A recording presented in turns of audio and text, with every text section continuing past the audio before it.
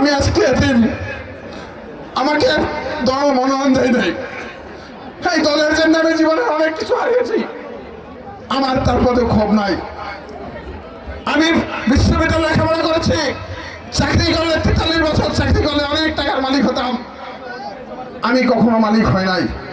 কোন মানুষ বলতে পারবেন না আমার কাছে গেছেন কারো দরজায় কাউকে সাহায্য না করে আমি ফিরে দিয়েছি।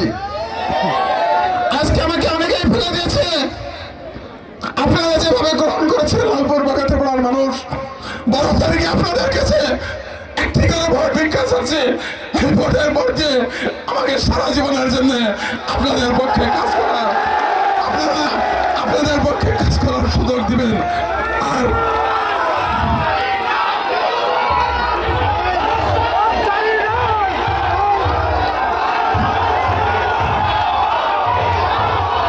প্রিয় লালপুরবাসী,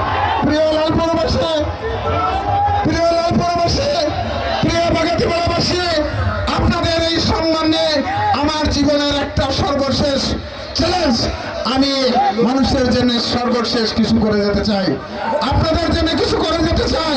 আপনারা দয়া করে মেহরবানি করে, আপনারা কেউ আমার ভাই, কেউ আমার বাবা, কেউ আমার চাচা, আমার বাবা নাই, আমি এতিম, আমার কেউ নাই, আমি লালপুরের মানুষের কাছে এসেছি।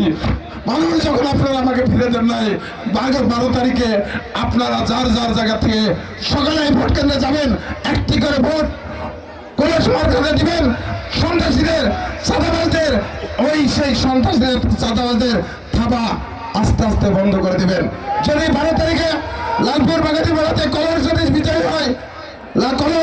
হয়, একজন মানুষের ঘর কেউ দখল করতে পারবে না, একজন মানুষের দোকান কেউ দখল করতে পারবে না, একজন মানুষকেও গ্রেপ্তার করাতে পারবে না। আজকে স্টেজে যারা আছে, আমার পাশে এসে যারা দাঁড়িয়েছে, তাদের প্রতি আমি সারা জীবন কৃতজ্ঞ থাকবো। যার যার জায়গা থেকে তাদেরকে আমি সম্মান দেবো।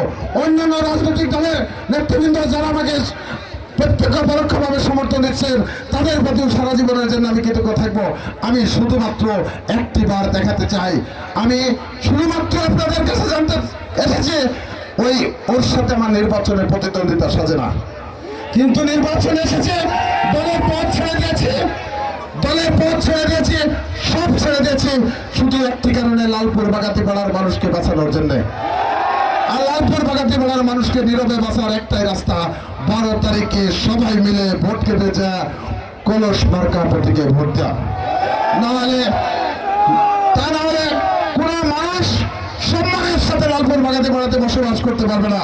এই লালপুর বাগাতিপাড়াতে পেন্সিলের অভয়ারণ্য হয়ে যাবে, এই লালপুর বাগাতিপাড়াতে অস্ত্রের ভঞ্জানি হয়ে যাবে, এই লালপুর বাগাতিপাড়াতে চাঁদাবাজদের অভয়ারণ্য হয়ে যাবে, এই লালপুর বাগাতিপাড়াতে পেন্সিলের সম্রাট হয়ে যাবে।